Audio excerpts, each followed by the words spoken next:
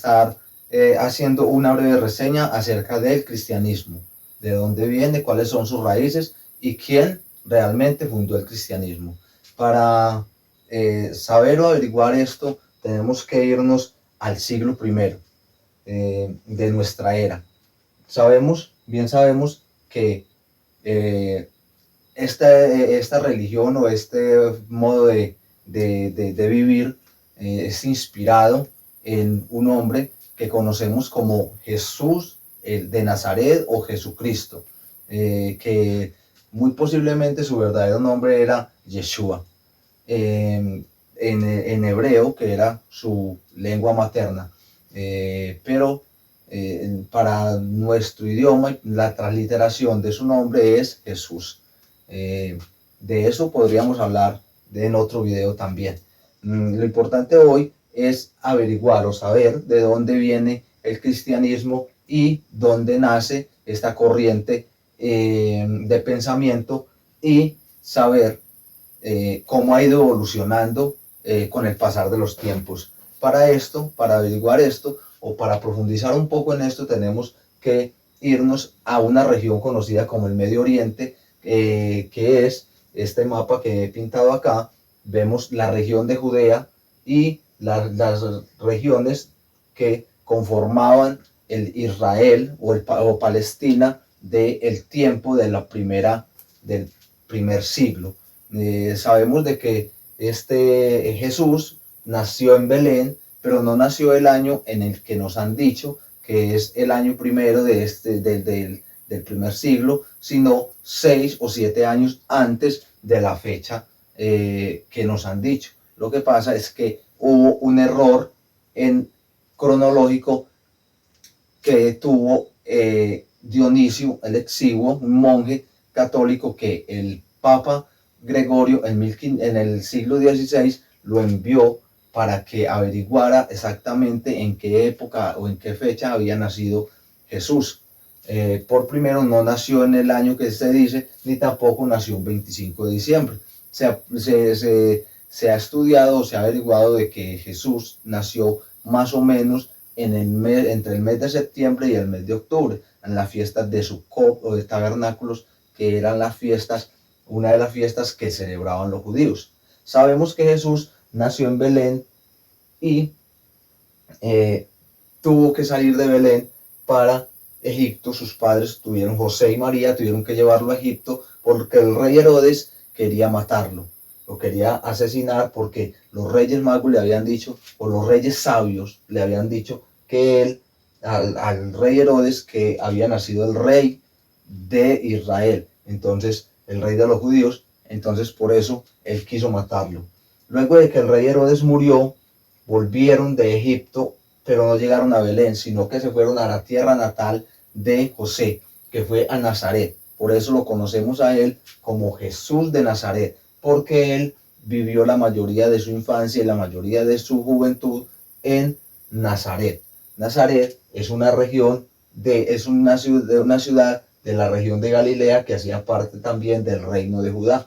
Samaria era una región que estaba conformada por personas que no eran judíos, sino que era una mezcla entre israelitas y gente de Siria y de otras partes. Entonces los judíos los tenían a ellos como gentiles. Entonces tenemos que Jesús nació en Belén, vivió su mayoría de tiempo en Nazaret, y aquí hay otras ciudades: Tiberías, Capernaum, Magdala. Al otro lado del mar de Galilea encontramos también la ciudad de Gadara, que son ciudades muy representativas en cuanto a la Biblia se refiere y al Nuevo Testamento. Entonces debemos de averiguar cómo estaba la situación en el momento en que nació Jesús, cómo funcionaba Israel, cómo funcionaba Palestina en este momento. Sabemos de que los judíos tenían las leyes que Moisés había escrito, que Dios le había dado a Moisés en el monte Sinaí, que eran 613 mandatos, donde habían leyes acerca de salubridad, acerca de convivencia, acerca de rituales, de fiestas y de una cantidad de cosas que ellos hacían, que ellos practicaban, y eran 613 mandamientos. Aparte de esos 613 mandamientos estaban los 10 mandamientos de Dios que nosotros conocemos, que encontramos en Éxodo 20. Entonces, en Jerusalén estaba el templo de Jerusalén, el templo de Dios, que primero fue construido por el rey Salomón y destruido por el rey Nabucodonosor de Babilonia, cuando llevó cautivos a los judíos a Babilonia. Luego regresaron y Zorobabel y Esdras y Nehemías volvieron a construir, que este fue el segundo templo, y que el rey Herodes lo reformó. Entonces, el templo tenía que funcionar, tenía tres partes: era el lugar, el atrio, donde se hacían los sacrificios. La gente tenía que llevar cada año, tenían que llevar, o cada que habían fiestas, un cordero que tuviera un año, que fuera la primicia de los ganados y que no tuviera ningún defecto, ningún problema. Pero entonces resulta que aquí en el templo de Jerusalén, esta gente empezó a montar tiendas, a vender palomas, terneros, carneros y ovejas para que la gente llevara el sacrificio. Entonces la gente ya no lo traía de la casa, sino que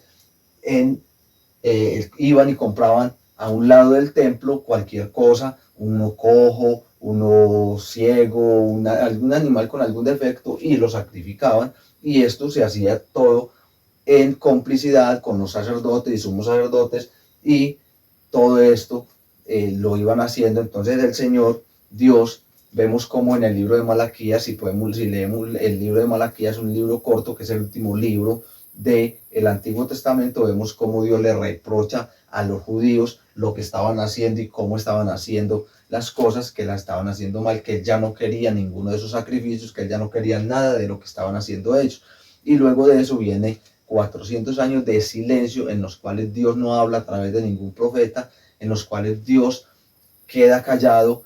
Y en ese tiempo es que se escriben los libros apócrifos, que son libros históricos, que son 7 libros que la Iglesia Católica le agregó a la Biblia, como el libro de los 2 libros de Macabeos, el libro de Judí, el libro de Abacú, de Barú, perdón, y el libro de Tobías, Sabidurías, una cantidad de libros que son libros apócrifos porque no son inspirados, son históricos, y se pueden leer, pero no son inspirados. Entonces, en ese tiempo, cuando nace Jesús, así estaban las cosas. El templo de Jerusalén era un templo que funcionaba, pero la gente se había vuelto religiosa y habían nacido diferentes sectas, como los fariseos, como los saduceos, y otras que se peleaban entre sí por la resurrección, por una cosa, por la otra, pero eran solamente religiosos porque no llevaban el verdadero, no tenían a Dios en el corazón. El mismo Señor lo dijo: este pueblo de labios me honra, pero su corazón está lejos de mí. Entonces, cuando nace Jesús y se hace bautizar en el río Jordán por Juan el Bautista, comienza su ministerio y da el primer sermón, que es el Sermón del Monte, y empieza a humanizar la ley que hablaba de que una mujer que era adúltera debía de ser apedreada. Él la trae y dice: no hay por qué apedrearla, hay que perdonarle los pecados y que no vuelva a cometer el pecado. La ley del talión, que decía que ojo por ojo, diente por diente, y él viene y la cambia, dice: si alguien te da en la mejilla, coloca la otra.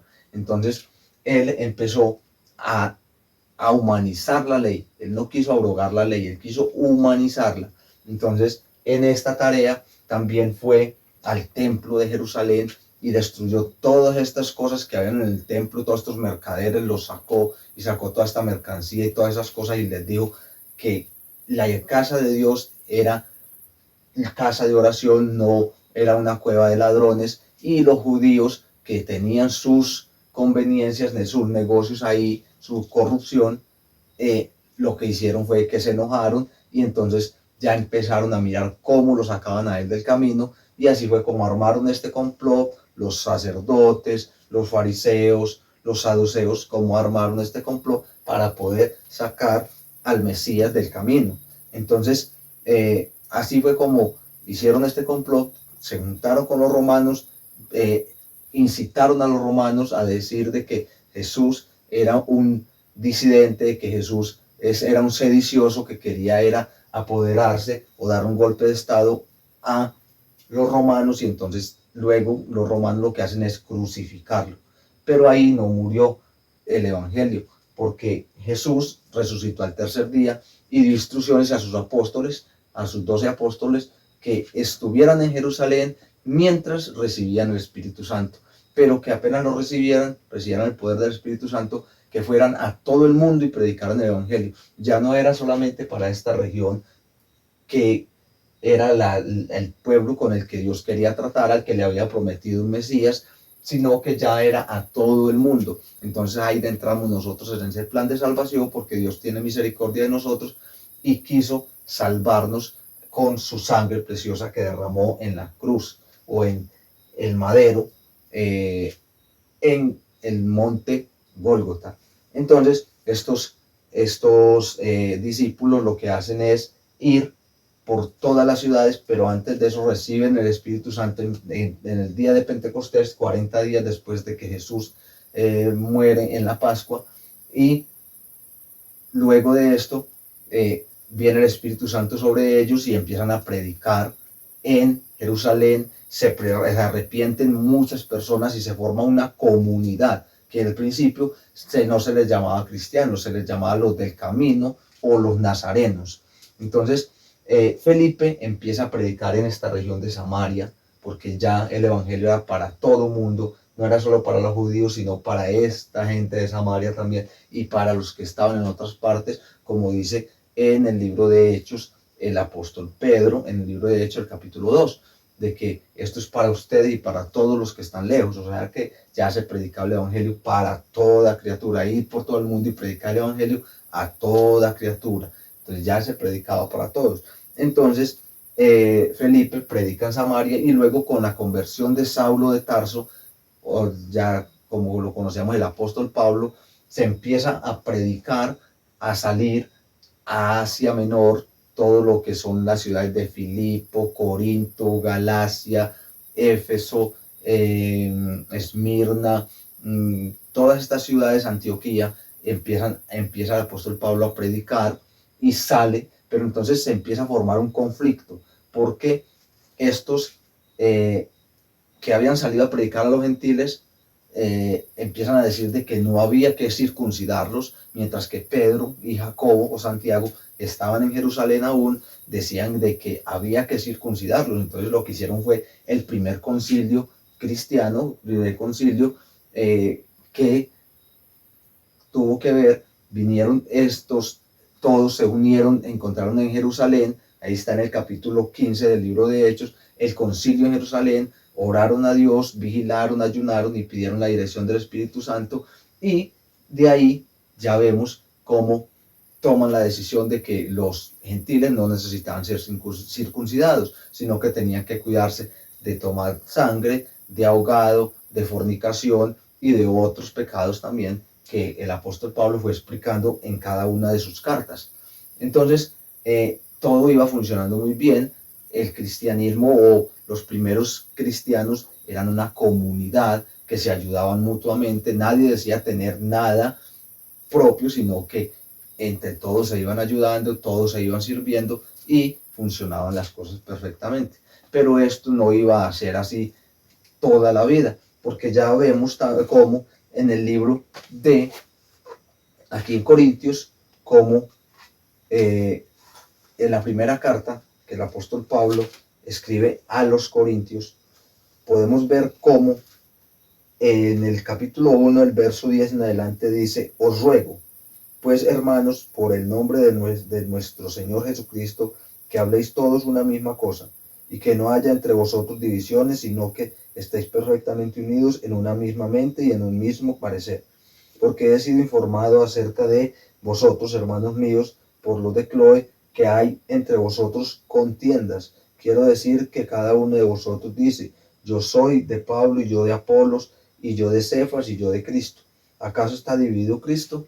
Entonces empiezan a formarse fisuras o divisiones dentro de la iglesia, dentro de la comunidad cristiana, y no solamente en Corinto, también a los hermanos en Galacia. También vemos cómo en el capítulo 1 de la carta que escribe el apóstol Pablo a los Gálatas. En el versículo 6 dice: estoy maravillado de que tan pronto os hayáis alejado del que os llamó por la gracia de Cristo para seguir un evangelio diferente. No que haya otro, sino que hay algunos que os perturban y quieren pervertir el evangelio de Cristo. Mas si aún nosotros o un ángel del cielo os anunciara otro evangelio diferente del que os hemos anunciado, sea anatema. Entonces ya vemos cómo se empezaba a formar divisiones y a formar diferentes dogmas dentro de la iglesia. Entonces ya también lo vemos en el Apocalipsis, como en mensaje a las iglesias, el apóstol Juan habla acerca de que está la doctrina de los Nicolaitas y una mujer llamada Jezabel también, que están empezando a formar divisiones, a formar contiendas dentro de las iglesias que ya estaban ubicadas en Asia. Luego de esto sucedió en el primer siglo. Ya se veía venir la apostasía y las divisiones y las diferentes doctrinas. Después de esto vemos cómo empieza en el siglo segundo, viene el periodo que conocemos como el periodo de los padres de la iglesia o los patriarcas de la iglesia, que los más conocidos, los más mencionados pueden ser Justino Mártir, puede ser Ignacio de Antioquía, Agustín de Hiponia y algunos otros que son los padres de la iglesia, pero ya se empieza a desviar. Esta gente se empieza a desviar de lo que era verdaderamente el propósito y el mensaje de Jesús, las buenas nuevas de salvación de Jesús. Ya se empiezan a desviar de esto. Entonces, después de esto, vemos cómo aún continúa la persecución contra el cristianismo en este tiempo, y los cristianos son arrojados al Coliseo para ser devorados por las fieras. Todos los emperadores persiguieron a los cristianos: Adriano, Nerón, Calígula, todos los emperadores persiguieron el cristianismo y mataron una cantidad de hermanos, una cantidad de cristianos en la hoguera, en el Coliseo, crucificados de una manera o de otra para tratar de acabar el cristianismo. Pero entre más trataban de acabarlo, más crecía. Por primera vez se les llamó cristianos en Asia de una manera despectiva, pero con el tiempo esta palabra se fue tomando fue tomando más fuerza y terminó siendo el nombre como se conoce a los seguidores de Jesús Nazareno o Jesús el Cristo. Cristo significa ungido. Entonces, continuando con el tema, después de estas persecuciones, viene el siglo IV, un emperador llamado Constantino, hijo de Constancio, y él era un estratega y un político, un militar, que en ese momento tenía el imperio dividido. Había muchas divisiones. Tenemos el caso de Magencio, tenemos de otros que querían arrebatar el imperio a este Constantino. Entonces él, dentro de su mente, de su estrategia, decide crear o unir el cristianismo con su religión pagana, el mitraísmo, y llama a estos hombres. Él era muy amigo, o tenía contactos con un obispo, el obispo de Córdoba llamado Ocio, y en ese momento se estaba peleando. También había muchos problemas por cuestiones de doctrinas. Estaban los arrianos, que Arrios era quien los dirigía, y estaba Alejandro de Alejandría con Atanasio, que era uno de sus colaboradores, y tenían diferentes puntos de vista acerca de la deidad de Jesús. Entonces, lo que hace es, primero, en el año 313, da el edicto o el Tratado de Milán, donde pide que no persigan más a los cristianos, que no se persigan más, y luego, en el 325, llama a un concilio ecuménico para tratar de formar una sola religión. ¿Qué pasó? O una sola doctrina. ¿Qué pasó en Nicea?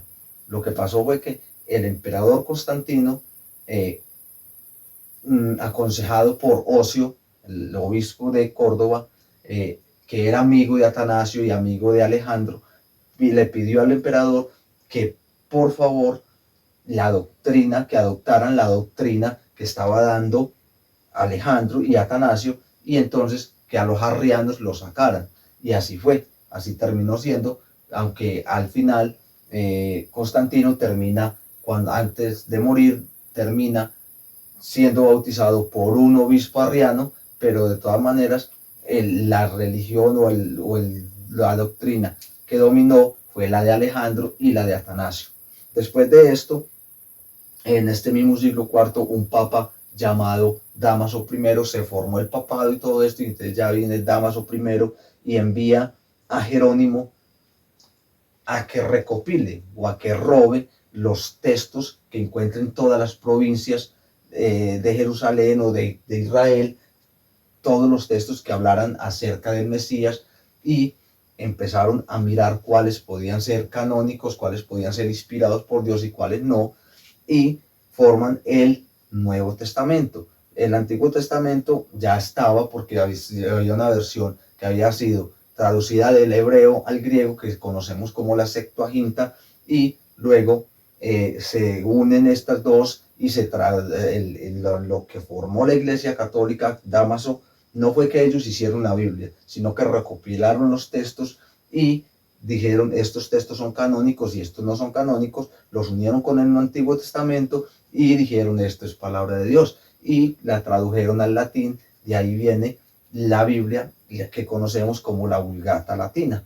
Entonces, pero de nada les sirvió, porque lo que hicieron fue esconder la Biblia y crear el catecismo, y le metieron al cristianismo más de 2500 herejías, y todo el que se iba en contra de estas herejías de la Iglesia Católica lo declaraban hereje y lo mataban.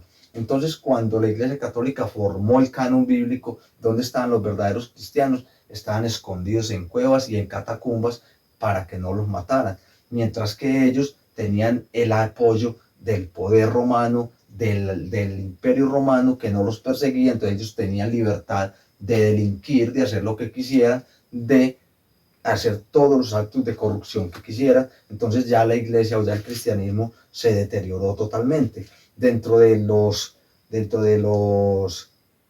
O sea, lo que se hizo fue un sincretismo, una mezcla entre el cristianismo y el paganismo que traía el imperio romano, que sabemos que ellos adoraban al sol, adoraban a Mitra y tenían una cantidad de dioses. Entonces lo que hacen es unir y le cambian simplemente el nombre. Por ejemplo, a Santo Tomás o a San Pedro, dicen que es San Pedro, pero era la misma estatua de Hércules, y así por el estilo van cambiándole los nombres y siguen con la misma idolatría. La Iglesia Católica para cada cosa tiene un dios. Lo mismo era el imperio romano, estaba el dios del sol, estaba el dios del mar, estaba el dios de la diosa del amor, cada cosa tenían un dios. Asimismo la Iglesia Católica, está la Virgen del Carmen, está la Virgen de Guadalupe, y la una es la de los choferes, la otra es la de los sicarios, la otra es la de los que están en la cárcel. Bueno, es lo mismo, es la misma cosa. Lo que se hizo fue un sincretismo, una unión entre el cristianismo y el paganismo, y esto ya se convirtió en lo que conocemos como la Iglesia Católica. Entonces, dentro de esas herejías que le metieron al cristianismo, está en el año 431, se inventaron el culto a la Virgen, que en la Biblia no está en ninguna parte, el culto a María no está en ninguna parte. En el 594 inventan uno de los pilares por los cuales la Iglesia Católica se convirtió en la religión y en la empresa más grande, más poderosa del mundo. El purgatorio sí que les ha dado plata a la Iglesia Católica. En el 788, el culto a los ídolos paganos, que es lo que les digo, el sincretismo, que empezaron a adorar otros, a adorar los muertos y a adorar ídolos, diciendo de que eran santos. Ya se le cambió el nombre, el verdadero significado a santos, y dicen que santos es el que está muerto o ese ídolo que haya puesto. Bueno, luego se inventan el rosario en el año 1090, en el año 1184 viene la Inquisición, que es el momento en el que la Iglesia Católica se va en contra de todo el que profese una religión o una ideología religiosa diferente a lo que ellos proponen. Dentro de eso matan ocultistas, brujas, hechiceros, pero también matan cristianos verdaderos que amaban a Dios. Esto fue en 1184.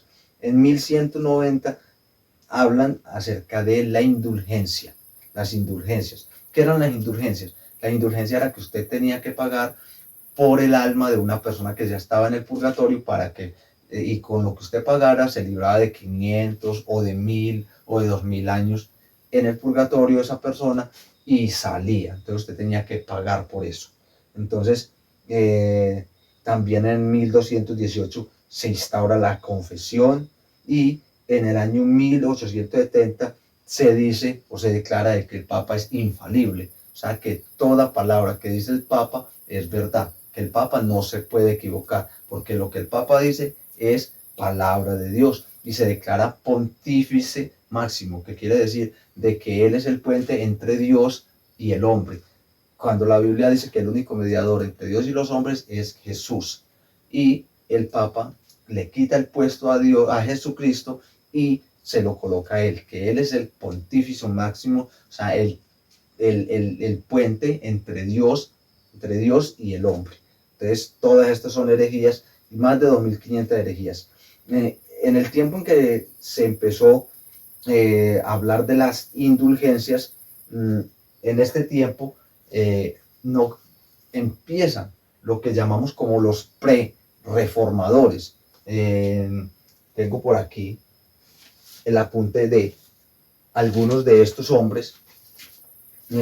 Por ejemplo, el primero del que podemos hablar en el siglo XII, en este mismo tiempo que se empezó a hablar de las indulgencias, que fue lo que más ofendió a la gente, saber de que le estaban cobrando a la gente por la salvación del alma de sus familiares y de ellos mismos, cuando la Biblia dice que somos salvos es por gracia, por la sangre de Jesús. Entonces, si nosotros tenemos que pagar, entonces la sangre de Jesús no tendría ninguna validez. Entonces, este hombre era un rico y él empezó a leer la Biblia. En ese tiempo había unos monjes que traducían, que pasaban, que les llamaban los copistas, que pasaban los textos bíblicos de un papel a otro o de un pergamino a otro y los vendían, que eran los benedictinos, y los vendían a muy altos costos. Entonces el que tenía una Biblia tenía que ser un rico porque era muy caro tener una Biblia en ese tiempo. Entonces este hombre era rico y tenía una Biblia. Empezó a leerla y luego la tradujo al idioma, a su propio idioma, al ver la historia del joven rico que habla en el Evangelio. Este hombre fue y regaló todo lo que tenía y empezó a predicar y empezó a hablar en contra de los abusos de la Iglesia Católica, de todo lo malo que estaba haciendo la Iglesia Católica. Empezó a hablar de que había que hablar solamente de la Escritura, solo de la Biblia, a decir de que no había otro mediador fuera de Cristo, que el Papa no era mediador, ni María, que hablar en contra de la confesión de los sacerdotes, porque tampoco está en la Biblia. Hablaba en contra del purgatorio, de las indulgencias y de las oraciones a los muertos y de las peregrinaciones, también de la injerencia de la Iglesia Católica en los asuntos del Estado, en los asuntos políticos, que no tenía por qué estar haciendo nada de esto. ¿Qué pasó con este hombre? La Iglesia Católica lo que hizo fue descomulgarlo y lo descomulgaron y trataron de acabar con ellos, pero a pesar de eso, esta corriente ideológica cristiana, que se llamó los valdenses, sobrevivió hasta el tiempo de la Reforma. Después de él vemos a otro hombre llamado John Wycliffe. Este John Wycliffe vivió en el siglo XIV en Inglaterra. Mientras estudiaba se dio cuenta de cómo se había desviado la iglesia de la verdad. El papado no era bíblico, empezó él a ver que el papado no era bíblico, que no estaba en ninguna parte de la Biblia, cómo la Iglesia Católica estaba dominando en el área civil, cómo tenía todos los reinos dominados la Iglesia Católica. Escribió 3 libros, uno del dominio divino, el papado, el dominio civil, la Iglesia en la política, la verdad de la Biblia como autoridad. Le pedía a la gente que no ayudaran a una iglesia rica como era la Iglesia Católica. Este hombre, John Wycliffe, habló en contra de las indulgencias, de las confesiones, de que la Biblia era la autoridad, también hablaba este hombre. La Iglesia Católica primero lo excomulgó y luego lo que hizo fue que lo quemó y sus huesos fueron tirados al río. A pesar de eso, este hombre fue el que inspiró a otros hombres como John Hus, que también fue entre el siglo XIV y el siglo XV, y que era un sacerdote. Construyó su idea en la Biblia, rechazó la venta de indulgencias por Alejandro V, proclamó la Biblia como autoridad máxima, y en 1414 el Concilio de Constanza fue invitado al Concilio de Constanza para hablar de reformas a la iglesia, pero fue encarcelado. En 1415 lo desnudaron, colocaron un sombrero de burro y le colocaron el nombre de archihereje y lo ataron para quemarlo en la hoguera. Predicó hasta su último aliento, sobrevivió su doctrina también hasta la Reforma, como Unitas Fratum o Unión de Hermanos, así se llamaba esta doctrina que creó John Hus. Después de John Hus, o sea, son hombres que vinieron antes de la Reforma, o se les llama pre-reformados. Vino Girolamo Savonarola. Este hombre, también del siglo XV, ya después del siglo XV, era un monje dominico. Predicó en Florencia en contra de los abusos de la iglesia. Practicó la quema de vanidades. O sea, él cogía todo lo que le parecía que era vanidades y libros que no servían y los quemaban. Cosas, artilugios y todas estas cosas los quemaban. Y luego de esto, él habló mucho en contra, y en Florencia habló mucho en contra del papado. Entonces lo que hizo la Iglesia Católica fue que lo estrangularon y luego lo quemaron. Eso fue en el año de 1487, o sea, del siglo XV, antes de la Reforma, ¿sí? También podemos hablar de